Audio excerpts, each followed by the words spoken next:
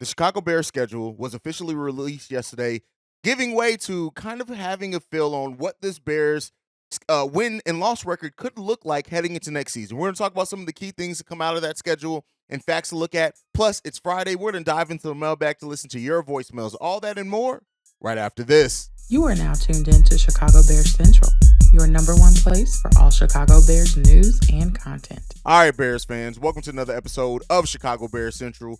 And if you want to follow me, you can do so at CEO Hayes, at CEO Haize. If you want to follow the show, you can do so at Shy Bears Central on every social media platform. But let's go ahead and get into it. So the schedule has already come out. Me, C-Dub, Bobby, Steve-O, and Kev were live yesterday breaking down the schedule, kind of giving our thoughts and feelings on how the Bears year could go. And I think looking at the schedule for me, I think that the Bears can get 9 wins on the schedule. And even though we already knew the opponents, but, the Bears are going to have, some difficulty and some learning curve. We're going to have so many second year and rookie players that are going to be in not only just starting roles, but key rotational pieces for the Bears as well. And I think it's going to be a little bit of a learning curve there. I think the Bears, it's going to take a little while for everything to quite gel and be rocking and rolling on all cylinders. Hopefully not the offense. I do hope that the offense can be going and just a little bit more, fully formed than what it was last season. But overall, I do think that the team is going to hit its stride probably around week 6, week 7, and then we can see the Bears really go on a run. I think they're going to win some games before then. I'm not saying they're going to lose up until then, but it could be a little bit of a rough go at times for the Chicago Bears leading into that schedule. But overall, the schedule, real fun. But one of the more fun things to come out of the schedule release was this video that they did. If you guys don't watch The Bear, which is a show on Hulu, I think it's on FX, but then it replays on Hulu. Amazing show set in Chicago in a restaurant. They did a spiff on this that was just hilarious.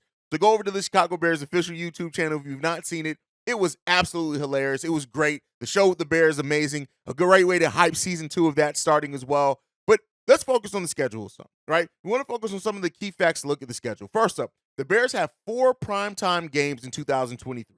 We have 2 Thursday night games, a Sunday game, and a Monday night football game, which, considering how the Bears only won 3 games last season, and really when you look at the primetime schedule games, it's usually really based off a team's success. A team like the Packers that has, I think, 5 or 6 primetime games next season. But the Bears are locked into 4. And I think that, that's big for a team, right? And when you look at it, the first primetime game does not come until week 5. That's against the Washington Commanders. That's definitely a winnable game for the Chicago Bears as well.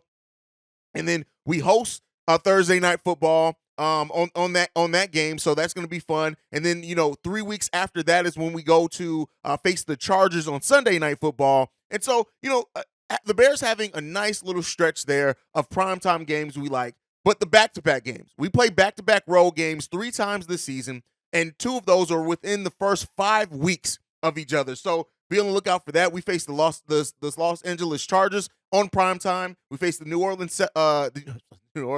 Saints on the road in weeks 8 and 9. Those 2 teams respectively, and then we return home to host the Panthers on Thursday night football. And then we go back out on the road against the Lions and Vikings on primetime in weeks 11 and 12. So overall, the Bears have a nice schedule. And I like the fact that we also are going to get those primetime games. I think that's going to be good for putting us in more of that national media conversation as well. Not that that matters. You want to win regardless. But, hopefully the Bears are they're stepping up. They're winning some games. They're doing the things that they need to do and take care of business. But, giving Justin Fields an opportunity and the Bears as a whole to hopefully perform well on prime time can't do anything but help the Chicago Bears. And as we're a team that is hopefully going to win a lot more games next season, that is something that we can definitely look forward to as well. We have another late bye week as well. We don't have our bye week until week 13. When you look at a 17-game regular season, that kind of sucks. But it is what it is. It comes after Monday Night Football. Another thing to point out as well is that we have no breaks on our none of our byes come after that Thursday night game. So we're going to have, some shorter weeks there at times as well. But it is what it is. Overall, the Bears schedule, not that bad. We have a couple of those long stretches in there, and it is what it is at that point in time. Our toughest stretch of the season comes between weeks 8 and 12, where we have 4 road games in 5 weeks. And so 3 of our 4 primetime games are during that week as well. So be on the lookout for that. And then, of course, what we talked about yesterday, We start and end our season with the Green Bay Packers, so we get to beat those cheeseheads twice. Hopefully, other random ins and outs. We have a home game in week 1 that's going to be a late afternoon kickoff for the first time since 1995. We played 2 Thursday night games this year. A bye week doesn't come after either one of them, which I've already talked about. We have 2 games that kick off at 3:25 p.m. Within the first 3 weeks. That's against the Packers and the Chiefs. And then also we have a little bit extra time to prepare in some of these games when we come off primetime games and bye weeks. But that's really it. Bears schedule pretty straightforward. We had fun on the live stream with that. But enough of me talking. You guys know what it is. It's Friday. It's Mailbag Day. That means this episode is mainly built around your voicemails. This one's from Mike. Yo, Hayes, it's Mike. How you doing, man? I've been obviously I listened to a few podcasts, and everybody out of Florida is saying the scheme they were running was called like a read and react scheme. So he wasn't the coaches weren't telling them, we want you to penetrate, we want you to get off the snap and get in there and get pressure. And so it's going to be really interesting to watch because that's not what Eberflus is going to do. He's going to be like, go get him, son. So it's going to be interesting to watch. Also, I did want to thank you. A lot of places you call in, you feel like pressure. You got to get your take out there quick and get off the line because Waddle and Sylvie have other things to do or something. Anyway, I do appreciate that you let your fans articulate their whole point, and I love listening to them too, and you. And when you had the boys on the show too, I'm just starting to get to know everybody's name. Anyway, peace, brother. Have a great day, and bear down, man. All right, Mike talks about the read and react scheme. And yeah, that's definitely going to be things. And that's what you mean. And when you hear things of like rebuilding players and things like that, that is the point of training camp, is kind of have them learn that system. And it's going to be the system that Matt Eberflus runs on defense is a system that I think we have, and Ryan Poles has specifically built this team to be able to play within that. Yeah, they're going to have to get some players acclimated to that, absolutely. But I love this the not just the mentality of the players that we drafted. I love their skill sets. I love how they fit. I love how they fit together as well. You can see Javon Dexter and Zach Pickens being a formidable interior defensive line front for years and years to come if they both hit their potential. Now, there's a chance that one of them may not, but if we hit on both of them hitting their long-term potential for the Chicago Bears team, you're looking at an interior defensive line that may not get to have the huge number of sacks. We'll see how they develop in that area, but it's going to be a terror in the running game that's going to put pressure on quarterbacks. And I think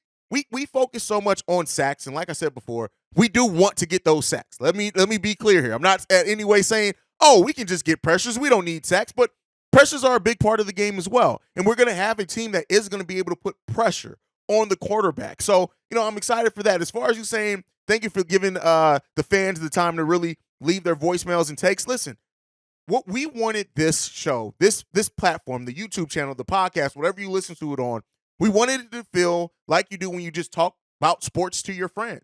And to do that, we got to hear from you guys. This is a platform. We're the host of it, but it's not just ours. You guys have as big of a piece in this as well, and we want you guys to feel that level to it, and that's what brings engagement. So, yeah, we're always going to – now, we do have the artificial limit of 3 minutes just because the voicemail only allows voicemails up to 3 minutes. But other than that, we're always going to give you guys a voice on this channel, and we want to be able to hear your guys' takes on this team as well. But let's go ahead and move into the next voicemail. This one is from Booker. Yo, what's up, Hayes? This is Book from King Booker World, man. How it be? Couple of things. First things first, for our running back room, man, you know how they always talk about the two-headed running back, the Thunder and Lightning, man. We got a 3-headed Hydra. I'm going Greek mythology with it, man. But those 3 running backs, man, going to do some damage this year. Watch what I tell you. Second thing, about this whole Justin Fields MVP discussion, I can see that him being in the discussion. Now, I don't think he'll be the MVP, but I think he's going to have a year where he's going to be in the discussion. And for folks that's like poo-pooing on that, what Orlovsky said, even though I don't like him, he never said that he was going to be the MVP. He said he would be in the discussion, and folks just took it and run with it.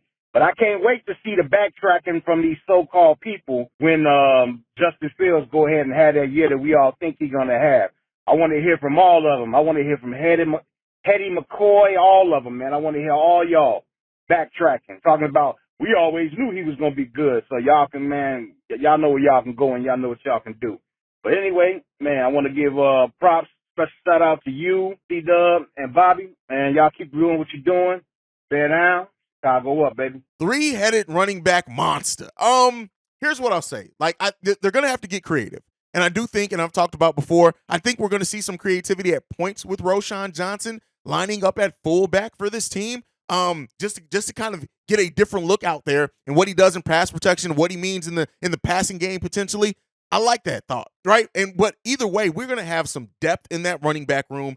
And, you know, if Roschon Johnson comes along as quickly as people are thinking and hoping that he does, that depth is going to be something that, hey, listen, even if our passing game isn't going, which we all do hope that our passing game gets going a lot quicker and a lot more of a weapon and used more often than what it ever was used last season. But having a potential three-headed monster at that running back position, listen, it is for the year that we have it, because if Roschon Johnson does develop like we think, Dante Foreman is not getting re-signed. I hate to say that the season hasn't even started.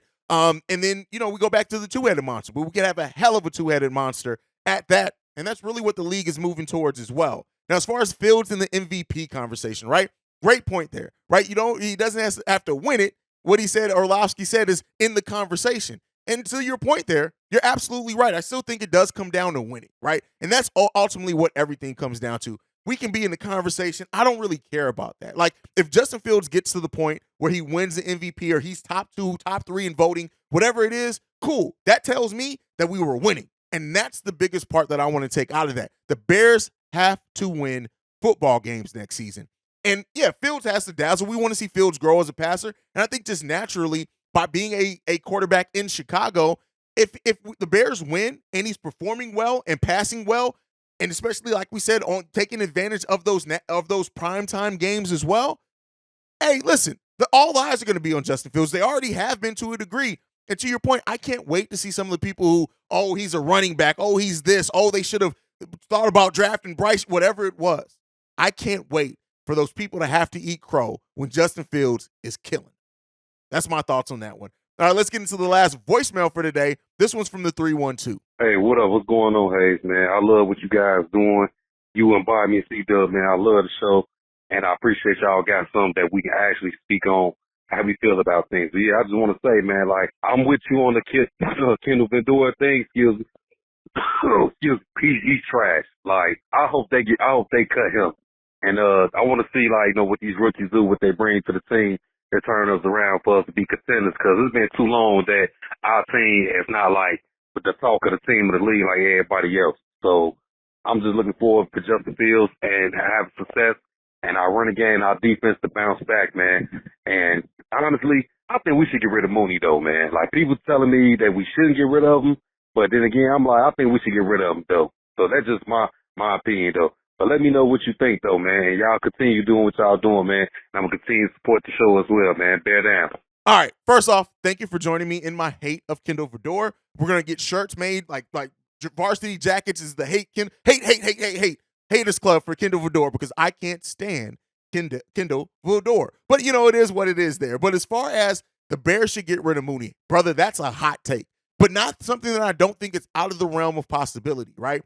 We know what Poles. This all comes down to performance and the value he thinks he can get out of that contract. If Darnell Mooney doesn't have a great season and he feels he can get maybe not the same production, but better overall value by going in a different direction, Ryan Poles will not hesitate to go that different direction. And to me, there's a lot of positivity to be taken out of that. There's some negativity as well to be taken out of it. It's not all positive, but that just seems like from the 2 offseasons that we've seen from Ryan Poles so far, that seems to be his mindset. If he can get better value out of that money, he's going to get better value, even if that means that the talent may be a little bit less. For example, better value out of our overall running back core than what he would have got paying Roquan Smith. Our total running back core is almost what we would have paid for Roquan. I think it's like $2 or $3 million more than what we would have paid Roquan. Better value overall. And we got a hell of a linebacking core on top of that. So it's all about value. And so Ryan Poles isn't going to spend money just to spend it, even if you are talented. It's about the value. And so we'll see if Darnell Mooney gives that value, that Ryan Poles needs out of that position when it comes to that contract talks and negotiation. All right, let's get into the last mailbag we have today. This one's not a voicemail. This one's actually a text from the 770. He says this. Hey, Hayes, it's Tonio from GA. I'm looking at Coward. I'm looking forward. Sorry, he misspelled there. I'm looking forward to the season and looking at the schedule with the hope and confidence. Hope we get at least 13 wins, confident enough for us to get at least 8 to 9 with playoff appearances. How many games to expect us? How many games do you expect us, and how many do you hope to see us win?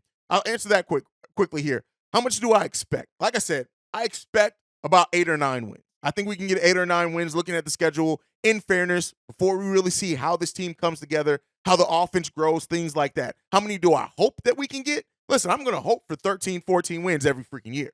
Every year. That's what I hope for. But, I try to be realistic in that as well. But let's keep it going. Also, I didn't get a chance to watch the live. We'll check it out. But if y'all did, could y'all go over the Panthers schedule maybe Saturday or Sunday with the guys and go over expectations for the Panthers, given the success that their success is tied to us? And how many wins do you see them getting, especially since we have their pick? I see potentially 5, but the NFC South is more shaky than a tattoo artist with Parkinson's. That's funny. So they could rock the boat and get 10. What do you expect and hope to see from the Panthers this year? Bear down. You know what? That's a great thing. When we do our live this weekend, we will actually take that topic and talk about it.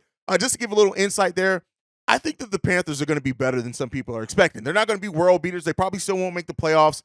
I'm thinking that we get a pick in the range between about 12 to 18 from the Carolina Panthers. That's what I'm thinking.